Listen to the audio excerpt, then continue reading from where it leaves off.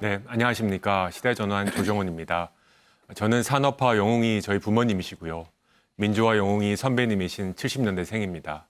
국제경제개발기구 세계은행에서 15년 동안 국가 경제를 책임지고 자문하고 개발 사업을 하면서 저는 깨달은 바가 있습니다. 정치는 결국 시민들의 부엌을 따뜻하고 풍성하게 만드는 업입니다.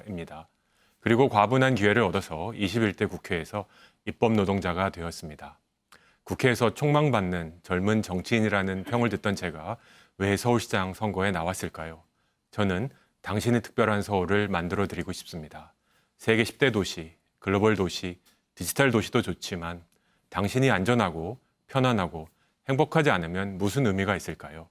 30만 채 아파트 공급이 이루어져도 나에게 돌아온 그 한 채가 없다면 무슨 의미가 있겠습니까? 여러분, 마지막으로 희망을 갖고 투표해 본 적이 있으십니까?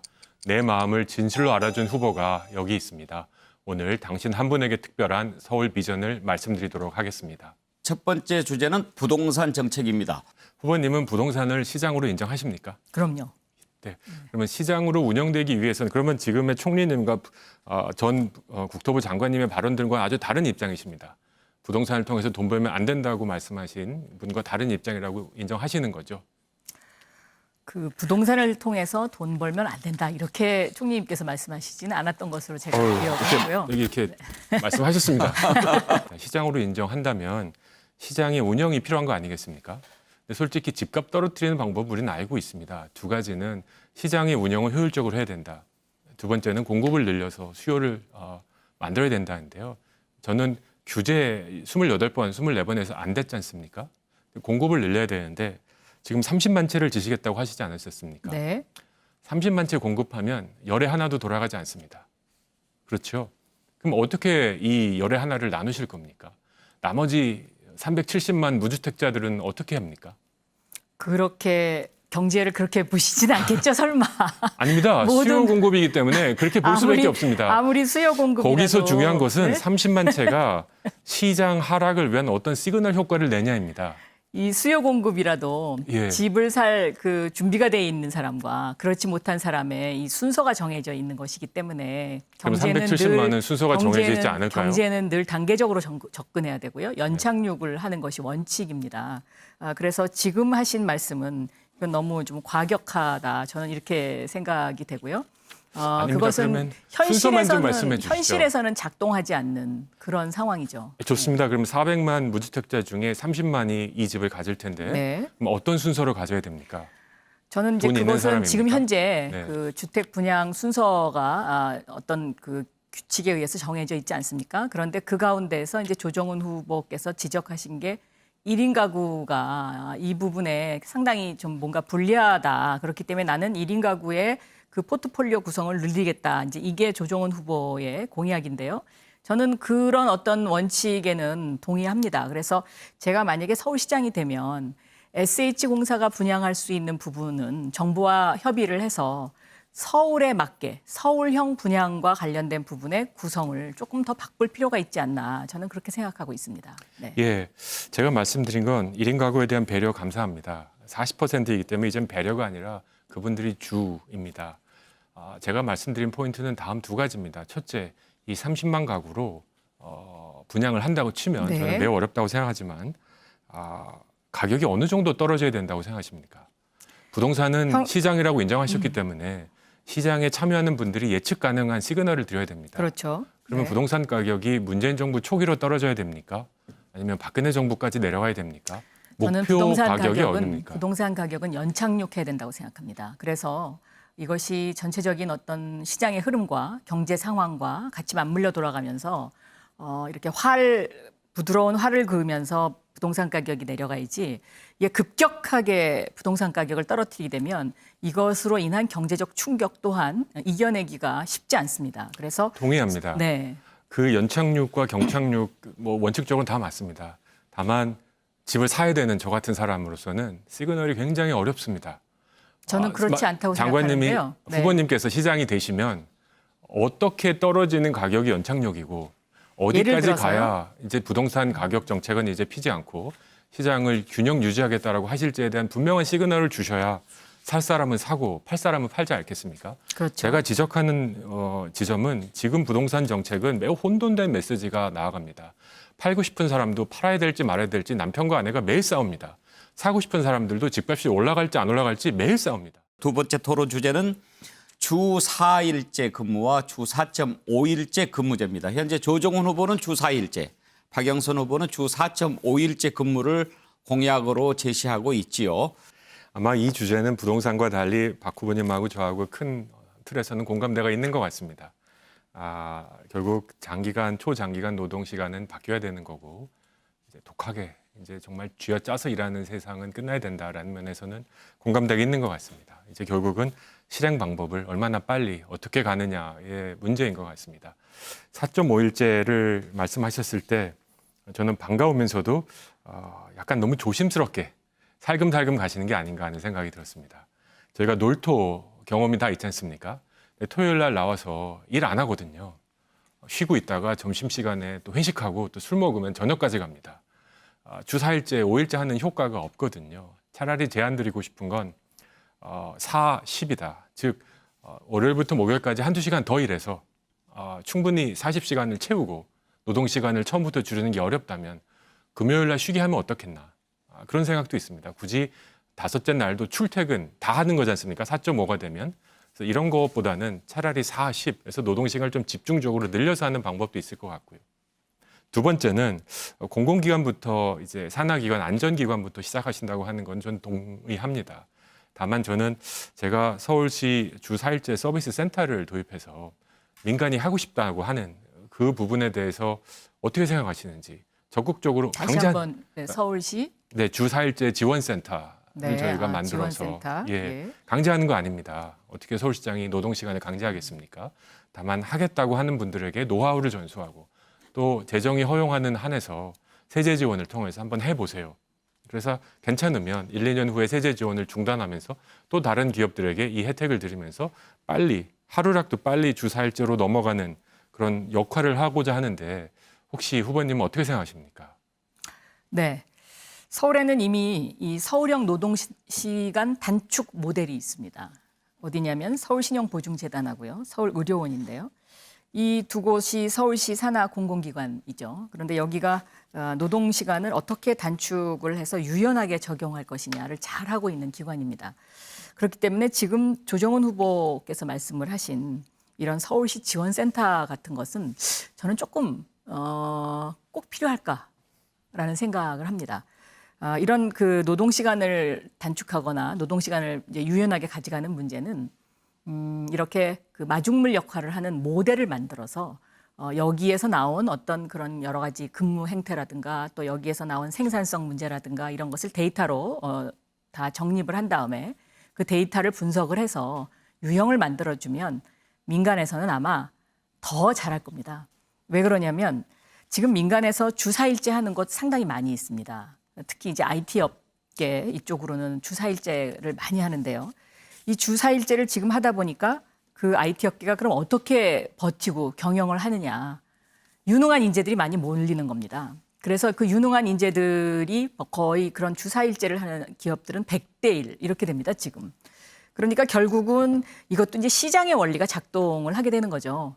얼마만큼 복지 혜택을 많이 늘려주느냐에 따라서 유능한 인재들이 몰리게 하고 하는 이런 정책으로 가는 것이 맞지 굳이 지원센터까지 만들어서 이것을 해보십시오. 인센티브를 줍니다. 거기까지는 조금 정책이 과한 거 아닌가 저는 그렇게 생각하고 네. 있습니다. 네. 자, 그러면 제가 서울시장이 돼야 될 또 하나의 절대적 이유가 생겼습니다. 후보님께서 주 4일 지원센터를 쉽게 받으실 줄 알았습니다. 네. 저는 살짝 놀랍네요. 그렇습니다. 가만히 두면 최고의 기업들, IT 기업들은 알아서 합니다. 정부는 뭐 거기서 하라 마라 할 역할이 없습니다. 과연 정부는 왜 존재하는가? 이렇게 앞서가는 전환에 따라가지 못하고 뒤처지는 분들을 함께 품고 가기 위해서 정부가 존재하는 게 아니겠습니까? 주사일제 좋지요. 근데 어떡하냐라고 저희 요원실에 질문해 오는 기업들이 굉장히 많습니다. 이분들에게 컨설팅을 제공하고 여러 가지로 불안하신 분들에게 가능한 세제 지원을 하는 게 정부의 역할이 아니면 정부는 뭘 해야 될까요? 저는 다시 한번 좀 재고해 주셨으면 좋겠고요. 또 한 가지는 안전노동뿐만 아니라 돌봄 노동자들도 공공 영역에 계신 분들도 반드시 시행해야 된다고 생각합니다. 지금 아동학대 등등도 어떻게 보면 정말 초장기 노동 환경의 열악으로 인해서 발생하는 것도 있거든요. 그래서 아동 돌봄 그리고 노인 돌봄 하시는 분들에게도 주사일제를 좀 선두적으로 했으면 좋겠습니다. 공공 부분에서는 안전 돌봄 노동, 민간 영역에서는 자발적으로 하시되 저희가 서비스를 제공해 드리겠다. 제가 시장이 되면 반드시 실현하겠습니다. 네. 이제 세 번째 토론 주제로 넘어가겠습니다. 소상공인을 위한 공약인데요. 저는 이 서울시 예산의 10분의 1을 지금 40조 아닙니까? 서울시 예산의 10분의 1을 이렇게 기본소득으로 쓰는 것이 이것이 과연 그렇게 소비를 살리는 어떤 그 재투자 효과가 얼마나 이게 나오는지 여기에 조금 좀 의문이 있습니다. 그래서 저는 어떤 생각을 하고 있냐면 이렇게 기본소득 개념으로 접근하기보다는 기본 자산 개념으로 접근을 하는 게 이것이 맞다. 기본 자산이라 하면 제가 이제 20대 청년들을 위해서 시장이 되면 이런 대출을 하려고 합니다. 5천만 원을 19세부터 29세까지 어느 때나 한번 드리는 겁니다. 그리고 이 5천만 원을 무이자로 대출을 해드리고요. 언제 갚느냐? 30세부터 40세까지. 이렇게 되면 원금이 다시 들어오기 때문에 서울시 재정에 크게 부담이 없거든요. 그래서 저는 이것을 청년 출발 자산이다 이렇게 이제 이름을 붙였는데 이렇게 기본 자산 개념으로 접근을 하는 것이 저는 서울 시민에게 크게 세금 부담도 덜고 또 재정 부담도 더는 정책이 아닌가 이렇게 생각하고 있습니다. 네. 그 방금 말씀하신 기본 자산은 5천만 원 대출은요, 후보님 회계학 개념으로 기본 부채라고 합니다. 그게 대출이죠. 이제 부채가 기본 될 수도 부채이죠. 있지만 빌려주는 겁니까? 주는 겁니까? 네? 부채가 될 수도 있지만 기본 부채지요. 10년 거치 무이자 대출이 되면 이것이 부채 개념에서는 조금 벗어나는 상황이죠. 네. 자, 2018년 박원순 시장님이 청년 출발 자금 공약하신 거 아시죠? 네. 집행률이 14%밖에 안 됩니다. 네. 왜냐하면 청년들의 신용 등급 문제로 대출 기관 협의에 난항을 겪었습니다. 제가 이어서 그냥 말씀드리겠습니다. 5천만 원의 기본 자산과 제가 말씀드린 기본 소득을 1년으로 따지면 5천만 원이 훨씬 크지요. 하지만 기본 소득은 평생입니다. 5천만 원은 한 번이지요. 두 번은 아니죠, 후보님. 그럼요. 한 네, 번입니다. 한 번이지요. 예. 네. 훨씬 더 기본 소득이 평생 소득으로 보면 훨씬 큰 돈입니다. 또 두 번째, 저희가 정책에 여러 가지 목표가 있는데 지금의 목표를 시장에 수요하는 시장의 경기를 활성화시키는 정책으로 넣고 봤을 때 청년들이 5천만 원 대출해서 소비할까요? 목돈을 드리는 것이죠. 그러니까 예를 네. 들면 소비는 창업, 아닙니다. 제가 창업을 지금 주도를 하거나. 하고 네, 있어서 네, 네. 소비는 아닌 거죠. 전세 자금을 쓰든지 창업 자금을 쓰든지 하겠죠. 저희가 지금 얘기한 게 소상공인 대책이지 않습니까? 소상공인 어떻게 경기를 활성화시킬지 중국집에 가서 매출 짜장면 대신 탕수육도 좀 시켜줄 그 사람을 찾는 건데 5천만 원 청년들한테 준다고 과연 글로 갈까? 저는 그렇게 생각하지 않습니다. 소비를 위해서는 수입이 정기적이고 꾸준하고 예측 가능하게 계속 들어와야 되는 겁니다. 아시는 대로 경제학의 원칙입니다. 그러기 위해서는 소득이 증가돼야 되지 자산만, 방금 말씀하신 부채는 더욱도 안 됩니다. 그래서 저는 4조라는 돈은 전 충분히 마련할 수 있습니다. 어떻게 마련하냐면 부동산 가격이 지금 올라가지 않습니까? 그래서 서울시가 과세하고 있는 재산세, 등록세, 취득세, 서울시 분을 자연증거분만 다른 데 쓰지 않고 여기다가 돌리고 아주 적정한 작은 부분의 세출 예산 조정만 하면요. 4조는 충분히 나올 수 있습니다. 근데 4조, 부동산 값을 떨어뜨리신다면서요. 예, 부동산 값 근데 떨어뜨려야죠. 지금 가정은 또 부동산 값이 올라가는 거를 가정을 해서 4조가 충분하다 이렇게 말씀하셨잖아요. 예, 부동산 가격이 올라가는 거하고 세금을 걷어들이는 거하고요. 자연 증가분이 있습니다. 아마 후보님 아실 거고요. 부동산 가격이 폭등한 게 있습니다. 지금 솔직히 이제 올해 세수 많이 안 들어올 수도 있습니다. 왜냐면요, 거래량이 줄어서요. 제가 말씀드린 대로 거래량이 활성화되면요, 서울시에 작년에 거래된 부동산이 몇 채인지 아십니까? 그 수치는 제가 지금은 정확하게 기억을 못 하고 있습니다. 가격이 네. 폭등하면 폭등할수록 거래량은 줄어듭니다. 그렇죠. 왜냐면- 지금 특히 이제 올해 들어와서 네. 거래량이 지금 멈춰 있죠. 그런데 그렇죠. 이 거래량이 멈추고 있다는 거는 여러 가지 시그널이 있는 것입니다. 맞습니다. 네. 따라서 가격이 안정화되고 팔아야 되겠다, 사야 되겠다 하면요 거래량이 늘어납니다. 거래량이 늘어나면요 재산세, 취득세, 등록세 다 올라갈 수 있습니다. 저는 재원 마련에 대해서는 저는 확실한 말씀을 드리고요. 과연 다시 이제 우리 원칙으로 돌아가서 우리 청년 대책이 아니라 소상공인 자영업자분들에게 뭘 해줄 수 있을까인데 저는 후보님이 장관님 시절 이 정책들 큰 틀에서 지원합니다. 지지하고요. 다만 문제는 지금 서울 신용보증기금이 난리가 났습니다. 왜냐하면 보증을 해줘야 되지 않습니까? 그리고 말씀하신 대로 신용등급 보증 않고 주겠다라고 하니 신용보증기금은 부실률이 늘어날 것입니다. 저는 이것도 맞다고 생각합니다. 재난의 시대에는 재난의 경제가 필요한 거고요. 대출 빨리 해주는데 부실률 올릴 수 없다라고 하면 하지 말라는 소리하고 똑같습니다. 자, 그러면 이게 예산이 분명히 마련돼야 되는데 그럼 우리 후보님께서 소상공인 지원 대책을 다 대출하고 계신데 그럼 무이자에 대한 이자, 신용보증금에 대한 그 뭐랄까 투자금 이게 얼마 정도 듭니까? 계산은 해보셨습니까? 이거는 이제 대출이 얼마나 나가느냐에 따라서 다르기 때문에 뭐 이것을 얼마 예상하고 계산해서 계십니까? 답변할 수 있는 부분은 아니고요. 지금 제가 이렇게 이제 그 말씀드리는 부분과 관련해서는 이것이 10년 거치 원금 상환이기 때문에 조 후보님이 말씀하시는 어떤 그런 틀하고는 조금 다른 것입니다. 그리고 특히 이제 그 매년 4조를 기본소득으로 쓰게 되면 서울시 전체 예산 가운데 시장이 마음대로 할 수 있는 부분이 그렇게 많지 않습니다. 그런데 이 4조를 그 기본소득으로 매년 그 써서 이것을 소비로 돌린다고 해서 이 소비가 다시 그 소비 진작 효과로 돌아오는 그 승수 그 효과는 이것은 제가 보기에는 아마 그 탁상에서 계산하는 거하고는 조금 다를 겁니다. 전혀 아니십니다.